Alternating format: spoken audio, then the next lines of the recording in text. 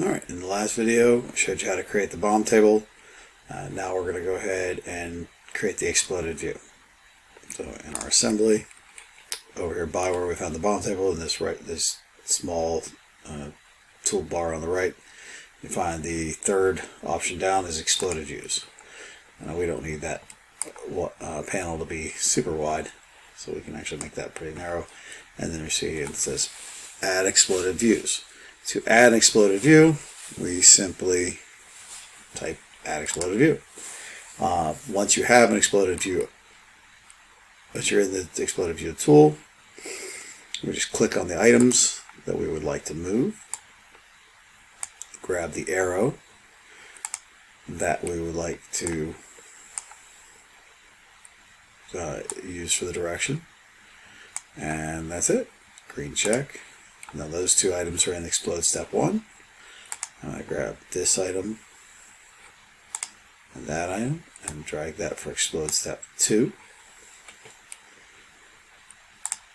And I'm going to pull this item and this item, the axles out, for explode step 3. I'm going to push the chassis away, explode step 4. Now if I'm happy with that, that's the exploded view. I don't want to quite click done yet. I want to give this view I just created a name. So I'm going to click named views. I'm going to call this explode 1, just to match what it's called over here.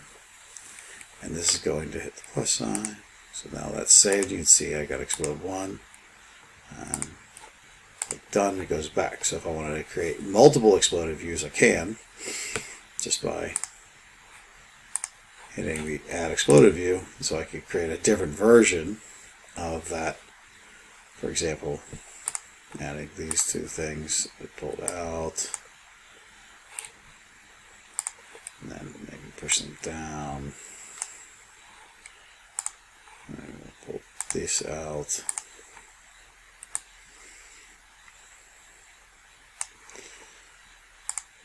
Maybe I want to pull this and this away, and then maybe down as well. I don't know. Getting a very different look for the explosion, but so if this is what my other step, I can now create additional named views to save that. So explode 2. So now I have multiple versions. I only need one, but you can do as many of these as you want, and you just toggle between your views to see if you want to see explode 1 or explode 2. And you can double click explode 1 or double click explode 2 and close them out. So that's how you create the explode positions and named views.